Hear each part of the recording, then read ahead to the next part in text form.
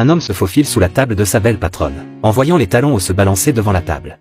Il retenait son souffle, paralysé par la nervosité. Cependant, lorsque la patronne a ouvert l'enveloppe et posé le couteau, l'accident s'est soudain produit. Il a été découvert par son patron. Elle lui a donné un coup de pied avec ses talons hauts. Elle a ensuite sorti son téléphone portable et pris des photos pour laisser des preuves. L'homme est effrayé sur place. Irrité, elle foula à nouveau le pied de l'homme. L'homme sortit de sa cachette dans la douleur. Cependant, la femme n'a pas attendu que l'homme ouvre la bouche pour s'expliquer. La femme a marché directement sur son côté. La scène le fit paniquer davantage. La femme regardait son innocence maladroite.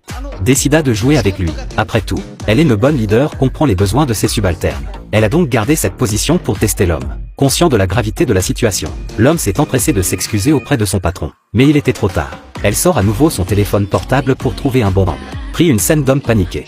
Après le travail, l'homme a de nouveau été convoqué au bureau par sa patronne. Il s'attendait à un licenciement, mais le patron lui demande de s'engager dans une relation de bureau. L'homme était si confus qu'il en était étourdi. Il pensait que la patronne le testait avec ses mots. Elle se leva alors, tournant son dos avant d'avancer lentement. Puis elle s'est approchée lentement de l'homme. Saito Hiroshi, あなたは椿真子に恋をしている、恋をしている、恋をしている。L'homme qui ne peut pas le supporter est instantanément incontrôlable. Mais à l'improviste, la seconde suivante, l'accident s'est reproduit. Jusqu'à présent, il se rendait compte que la patronne l'avait attrapé pour le taquiner. Cette femme avait un visage d'ange et un corps de déesse. Au point que même les autres femmes ne pouvaient s'empêcher de la regarder. Pourtant, ses collègues la craignaient comme la peste, en tant que directrice des ressources humaines de l'entreprise. Elle passait ses journées à trouver des moyens d'éliminer les employés peu performants. L'homme, son subordonné, désapprouvait fermement ses méthodes. Car il ne supportait pas de voir des gens se faire renvoyer. Mais à chaque fois, la femme utilisait son aura intimidante pour le faire trembler de peur, le forçant à fuir son bureau en panique. Cette fois-ci, l'homme fut envoyé au service des réclamations pour y traquer des cibles. À peine arrivé, le chef de service lui assigna une montagne de travail. Quand tout le monde est rentré chez soi, il a dû faire des heures supplémentaires tout seul. Lorsqu'il eut enfin terminé et s'apprêta à partir, il a vu que le chef du département faisait aussi des heures supplémentaires. Quand les pas résonnent dans le couloir, il se cacha en vitesse. C'était la femme. Elle a donné au chef du département de partir immédiatement, parce que les entreprises interdisent les heures supplémentaires. Le lendemain, elle convoqua le chef de service dans son bureau, et lui tendit un dossier. Elle lui a dit qu'il aurait dû terminer son travail pendant les heures de bureau. Mais il faisait des heures supplémentaires en cachette parce que son efficacité était trop faible. Bien qu'il n'ait pas demandé le paiement des heures supplémentaires. Mais ce type d'efficacité au travail n'est pas bon. Le chef du département s'inquiète pour son travail. Tomba à genoux et implora une seconde chance. La femme lui dit simplement de réfléchir à ce qui comptait vraiment. Puis elle s'est retournée et est partie. Après le travail, l'homme se rendit compte que quelque chose n'allait pas avec le directeur et le suivit. Je ne m'attendais pas à voir que le chef du département voulait sauter sur le pont. Il s'apprête à se précipiter pour l'arrêter. Mais le chef de section s'arrête brusquement. Les talons hauts de 30 mètres de la femme piétinent le pied de l'homme. La douleur lui fait grincer des dents.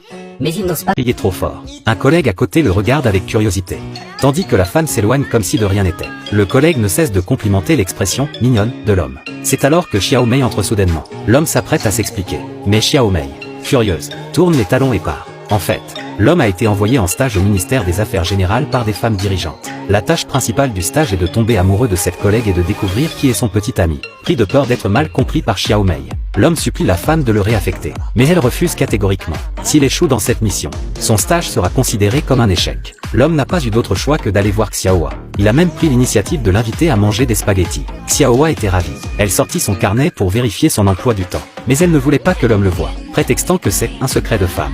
L'homme se demande s'il a beaucoup de rendez-vous et s'il ne veut pas que les autres le sachent. Xiaohua lui demande alors, tu veux vraiment voir? Alors jouons d'abord à un jeu. Elle lui fait poser sa main sur la sienne, et le force à répéter, j'aime Xiaohua. Karen-chan, daisuki. Alors qu'il s'amuse, Xiao Mei réapparaît. Les fusille du regard et repart. L'homme poursuit sa tâche. En parcourant l'agenda, il remarque de nombreuses mentions de la lettre K. Ce K serait-il ton petit ami? Xiaohua explique que c'est juste un ami. L'homme tente d'en savoir plus sur ce K, mais Xiaohua se montre évasive.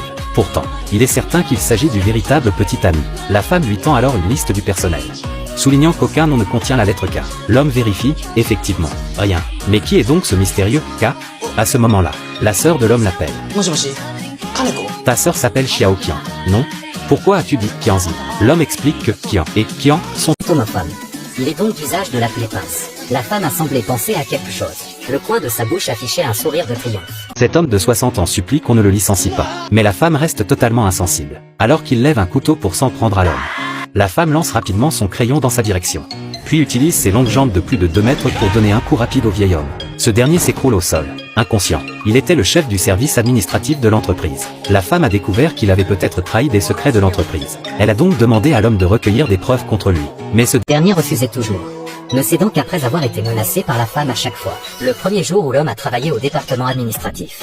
Distrait. Il a laissé tomber un dossier par terre. Le ministre l'a vu et est venu l'aider à le ramasser. Et lui a même expliqué comment bien travailler à l'avenir. L'homme pense que le ministre est bon. Si attentionné envers chaque subalterne. Qu'il ne pouvait pas être celui qui avait trahi l'entreprise. Il a songé à abandonner l'enquête une fois de plus. Mais la femme lui a ordonné de poursuivre jusqu'au bout, et d'obtenir des résultats avant la fin de son stage. Le lendemain matin, la femme appelle le ministre dans son bureau et lui annonce qu'il quitte l'entreprise. Le ministre s'est figé sur place. Il a cru qu'elle plaisantait et s'est retourné pour partir. Mais la femme l'a arrêté, insistant sur son départ immédiat. Le ministre a demandé les raisons du licenciement. Lui qui avait travaillé dur pour l'entreprise, et était sur le point de prendre sa retraite. Pourquoi le traiter ainsi? La femme a sorti une photo et la lui a tendue. La photo le montre en train de conclure un accord avec un concurrent. Face à cette preuve irréfutable, il a pris un couteau à fruits sur la table et l'a posé sur le cou de l'homme. C'est ainsi qu'a commencé la scène où la femme l'a envoyé au sol d'un coup de pied. Le ministre se réveille peu après. Il a dit à l'homme qu'il était probablement obsédé par son travail. Maintenant qu'il a démissionné, il se sent beaucoup plus détendu. Après la démission du ministre, l'homme a été placé par la femme en stage au département de la propagande. Il pensait qu'il allait à nouveau être licencié. Mais la femme lui a assuré que non. L'homme s'est dit, cette femme est-elle si gentille? Il était convaincu qu'elle avait un autre objectif. Et effectivement, un sourire étrange a traversé le visage de la femme.